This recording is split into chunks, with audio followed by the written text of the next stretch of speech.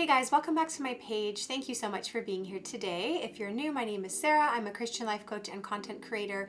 And if you're not new, then welcome back. Thank you for being here today. This video for today, I'm actually going to be answering a question. It's kind of like a spin-off from the last video that I did. There was a comment, which I'm going to read. How did you feel moving from your parents' house to a home with your husband? Did you ever wish you took at least 3 months to live all alone or no? What has your experience been like transitioning from an independent woman to a married woman? So I think that this is a great question, especially because as we know, today in society, women are more than ever being pushed to be independent and to be like boss babes and all about their career and to put career first. I did speak a little bit about this in a video where I talk about submitting to your husband, which I can link that right here. But this is really important to talk about the actual transition, what that's like, because I did go from living at my parents' home for my entire life to then getting married and moving in with my husband. And I definitely would say I was the type of person who was very much like independent woman and career focused, and I am still very career focused, but I see that the Lord has really been changing my heart with certain things and making sure that my priorities are set straight.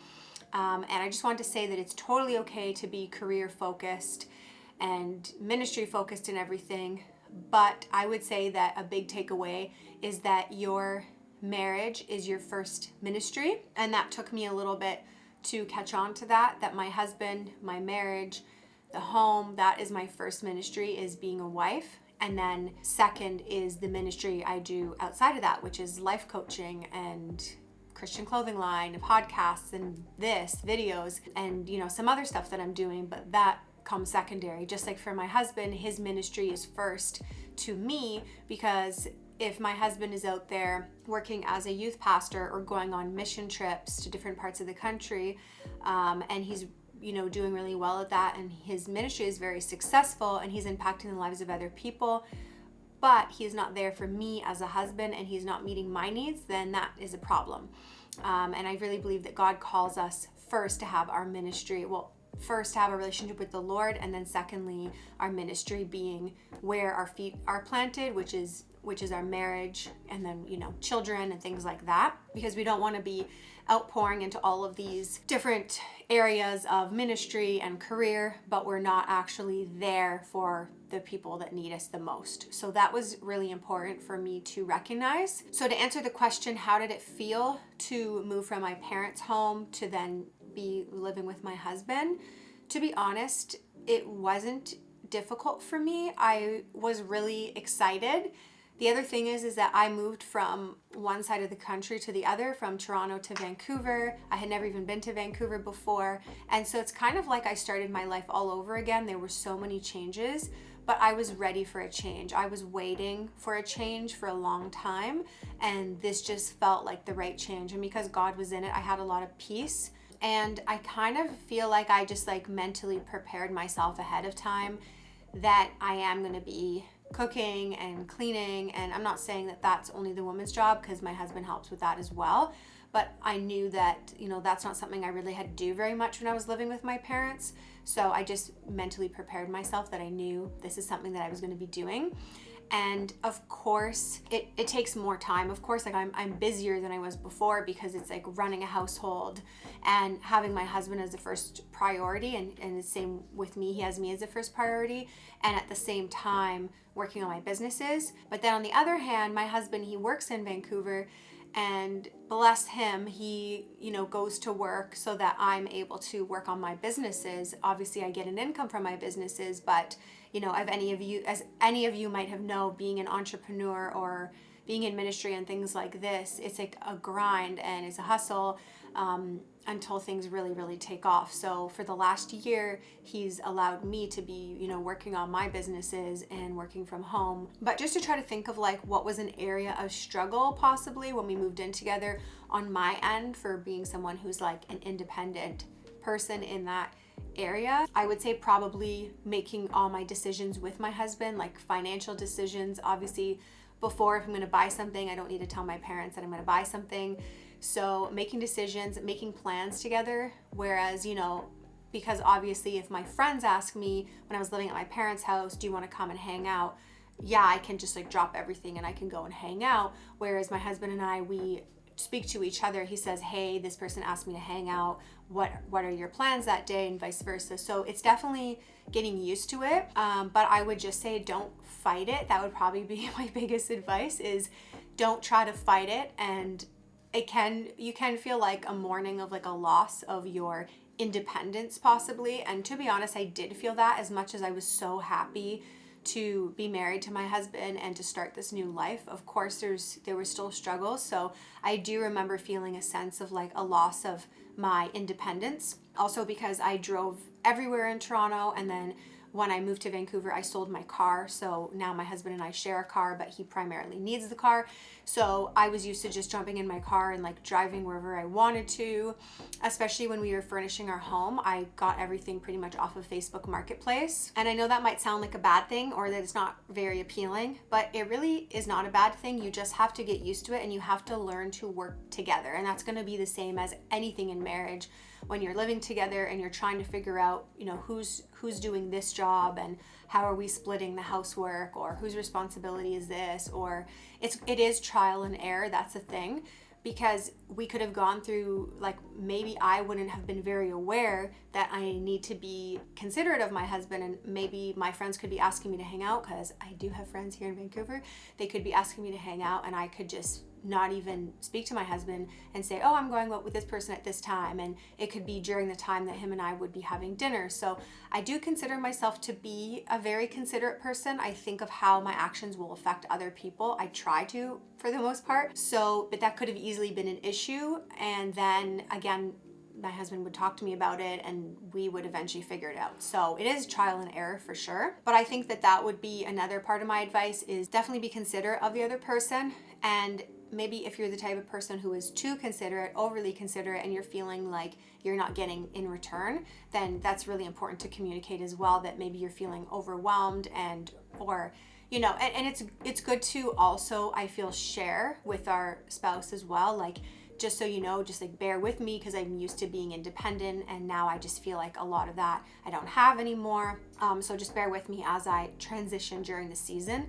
And you can also find ways that you can still have your independence. Like, my husband goes out with his friends and I go out with my friends, but we really do enjoy spending like all of our time together. So we've meshed friends and everything, and you just kind of fall into a schedule where like what each other's work schedule is like do you have dinner together every night? And I tend to plan a lot of my things, like a lot of things I do with my friends, I like to plan when my husband is at work, and then that way it doesn't like disrupt our routine together. So yeah, I would say that like you will definitely find the rhythm. And I had to find ways to feel independent again when it came to transit, because again, for me, I'm used to jumping in my car and going wherever I want to and doing whatever I want.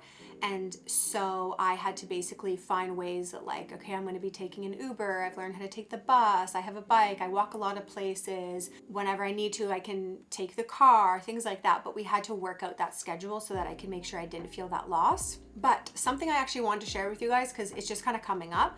So in the last video that I posted where I talked about knowing my husband was the one, I played a part of my journal entry, which I didn't even get to react to that because like I found it later and added it in. I wish I could have reacted to that video. It would have been so funny. But in part of that video, which I didn't say at the time, but what I was also struggling with was the timing, because I thought that as much as I wanted to be married, I also felt like, okay, but my condo's not ready. So I have a condo in Toronto that's should be done being built. It actually should have been finished already. But anyway, so my hopes were that by the time I meet my husband, the condo will be ready and that I will be so established in my career, and then, he'll just come into my life and then we'll maybe move into the condo together and I'll have my career fully established. And so that was a bit of my struggle, was that I felt like I needed to have things a little bit more prepared. And I think that's a big lie, to be completely honest. It really is, because we could feel like we want to have our career at a certain place or financially be at a certain place. And it is good to plan for those things. You obviously don't want to be racking up debt before you meet your spouse, because that's now going to become their debt as well, which is unfair and not fun. But I really realized that it was such a blessing that I was still just starting things off in certain parts of my career, because my husband has been with me every single step of the way, and we've gotten to build together. Like, my husband is helping me build my coaching program. He helps set up the video for me. Like, I read the scripts to him. He helps me with my videos. He encourages me with my coaching. He has input in all of these things, and we get to build together, and I get to help him build as well. So it's actually a huge blessing, because we get to like reap the harvest together. We get to see my businesses grow, and it's really such a blessing, as opposed to feeling like you have to already have made it before they come into your life. And then the other part I wanted to answer is, like, do I wish that I had lived on my own for a while? At the time, before I met my husband, I did. I actually had that on my list, that I wish that my condo was ready so that I could move into my condo and live there for like 6 months or a year or something like that, so that I could just experience like having my own place by myself before I met my spouse. But again, we can have desires that aren't necessarily from God, or God actually knows better than us. So once I moved in with my husband, we got a new place together, then it was the same feeling essentially, but even better, because now I had him by my side. So we got to make decisions together with how we wanted our home to look. And again, we don't actually know how long we're going to be living here, so we pretty much did like minimalist DIY Facebook Marketplace stuff for our home, because again, we don't know how long God even wants us in Vancouver for. He could call us to the States, he could call us to Toronto, we don't know, but wherever he tells us to go, we will just pick up and go. But after meeting my husband and really knowing, okay, like, he is the one and we're moving forward, any of those thoughts that I had of wishing that I had lived on my own or anything like that totally dissipated. And the thing is that you can catch on to things so quickly. You don't necessarily have to have lived alone to learn how to cook and to clean. And those are skills that are really helpful. My husband got to have those skills. He's been on his own since he was 18 years old, pretty much.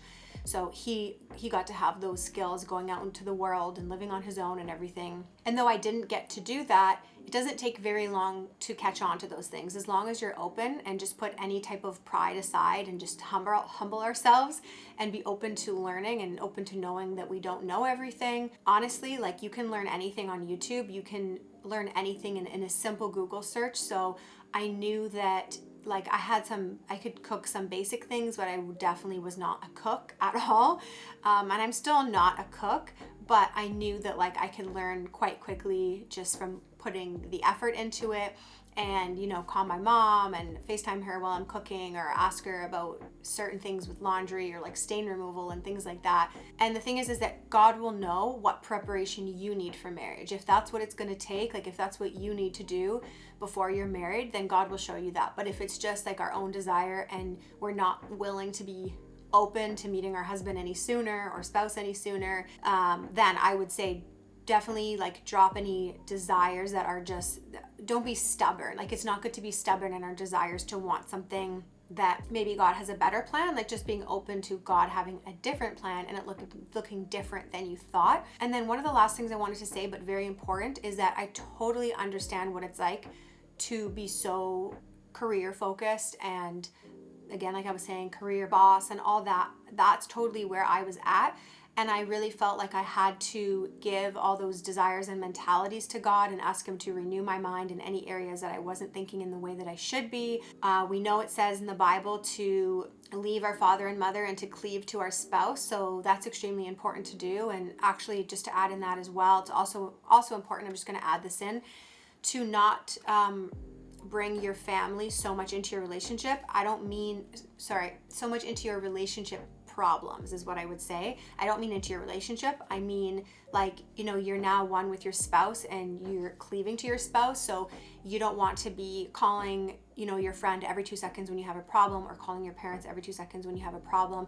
You have to be able to sort things out together. And I believe that that's why the Lord allowed me, at least for this season of time, to be on the other side of the country with my husband, because I'm very close to my parents. And in the beginning of our relationship, if we had a fight, an argument, anything like that, honestly, who knows, like maybe I would have been like, I'm gonna go hang out at my parents' house and just hung out with my parents for the day, instead of resolving things with my husband. I'm not saying for sure I would have done that, but the point is that it's just important to make sure that you're not bringing your family constantly into your problems, because I mean, there's so much to say about that, but they're going to most likely remember more of the arguments and stuff like that, and then you would have overcome it and gotten over it. But also because your spouse can also feel very betrayed by doing that. And, you know, you want to bring God into it. It's definitely good to get counsel. I personally see someone for counsel as well, and I'll make sure that, you know, I'm sharing in a safe place what's going on in my marriage, but not to just go out and share with everyone every single time we have a little issue. Now, the other thing I wanted to add, which is very important because I've noticed how this like boss girl mentality, independent woman has affected me in this regard, and I didn't really notice that it did, but I saw that the Lord did show me this as of very recently. So my husband and I are open to have, or, you know, we say we're open to have children whenever. But in the beginning of the relationship, I was like, well, one of my fears actually was that he would want to have children right away. And then I said, oh, I don't want to have kids until like, you know, 5 years from now or something like that. And even then, I don't know. And then my husband and I recently were talking about the timing of when we would want to have kids. And I realized that one of the biggest hurdles for me was that I was putting my career before children. So I was saying that I don't really want to have kids anytime soon because that's going to take away from my focus on my career and take away from my freedom and stuff like that, which is kind of selfish. But I mean, at the same time, we know that when you have kids, your life is really no longer your own. But then again, I guess as a Christian, your life is also no longer your own. What I want to share with you guys is that that was a struggle that I was dealing with. And even though whenever God would have us have kids, we would obviously, like, you change your mentality, he opens your heart to it, and it ends up being great. But like actually planning to have kids or like thinking about it, it would cause a lot of those thoughts for me that I have too much going on. Like I really am a very busy person. I don't have free time pretty much at all. I have to carve out I have to make intentional free time always to be with the Lord and to be with my husband. So obviously for me, I'm thinking like, how is this gonna work? And my husband and I had this conversation, and it's like God just started speaking right through my husband, which happens pretty often. And my husband was just saying he felt that God was saying like, you're thinking about, oh, you know, what's gonna happen to my life? And God's like, what life? What are you talking about? Your life is mine now. Like, you are a servant to Christ. So what are you talking about? Being so concerned about your career and your ministry and this one. God is the one that has given all those things. And we also know that God gives and God takes away.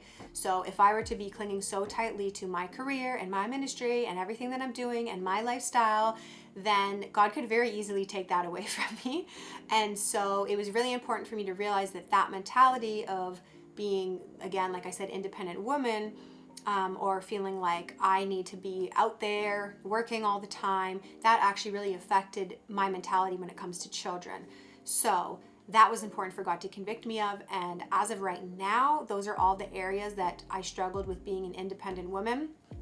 But yeah, I would definitely say that if there was like a definition of someone who was very career focused and like boss girl when it comes to that, that would have definitely been me for sure. But I already knew going into marriage that like, okay, I'm cleaving to my husband. I already knew that. And I did know that marriage is my first ministry. So that was very helpful to go in knowing that. And the other thing is going in knowing that you really can't have selfish motives in marriage. You have to always be thinking about the other person and how you can be helping them and serving them. And they should be thinking of the same so that you're able to support each other. It's not going to be perfect, but it's good to go back to that mentality. So that's all that I can think of when it comes to that topic. There's probably a bunch of other little things, but that would basically be my main takeaway, is to remember that marriage is going to be your first ministry. Don't go into marriage having selfish motives or being selfish. Allow the Lord to transform you. Transform your mind, give him all of your mentalities from before, because they really are mentalities that are of the world and they're not necessarily of God. A lot of the times we can have this mentality that we think is so correct until we realize that that's actually not how God had planned things to be. That wasn't his plan, and we have to be able to be open to having our minds transformed and renewed to whatever it is that he does have for us, and also to just pray that the Lord like takes away any pride that we have and to just humble us and allow us to be open. And it's okay to struggle too. It's okay to feel like a mourning or a loss of that independence, but just keep giving it to the Lord and ask him to renew your perspective of it. And then you'll really see that as you grow with your spouse, that marriage is so much better than you ever thought that it could be. And it also says in the Bible that one can put 1,000 to flight, but 2 can put 10,000 to flight, which is really, really cool because, you know, you're always thinking, oh, like my career and how successful I can get or how far I can go. But, you know, and sometimes maybe you can get somewhere faster when you're alone, but when you're together, it's more powerful and it's more long lasting. So that is my tips. Those are my tips when it comes to that. And I hope that you guys enjoyed this video. If you can please do me a favor and give this video a thumbs up, subscribe to my channel, comment, and let me know what you guys think. And you can also just leave any topic requests as well. And if you feel led to support me with my business or with my ministry, if you want to support me on Patreon and buy me coffee, if you want to support me via PayPal, you can definitely do that as you feel led if you felt blessed by this video. And then very lastly, I am a Christian life coach for women, and I'm also working on a Christian life coaching certification program. So if you're looking for coaching or you're looking to become a coach, I would love to hear from you. So thank you guys so much. I so appreciate your support and you guys watching, and I will see you next week. Bye.